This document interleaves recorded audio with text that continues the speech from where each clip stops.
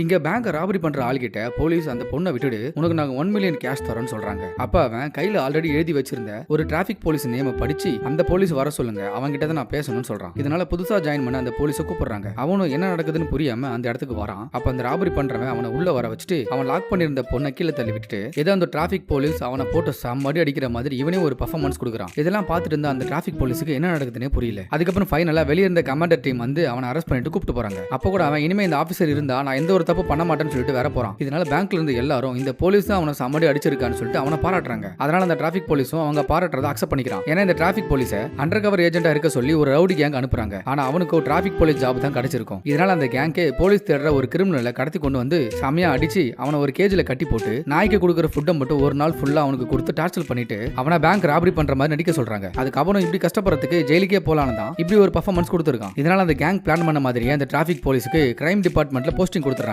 இதுக்கப்புறம் அந்த police department பண்ற பிளான் எல்லாம் அந்த ரவுடி கேங்க்கு ஈஸியா தெரிய வரும்.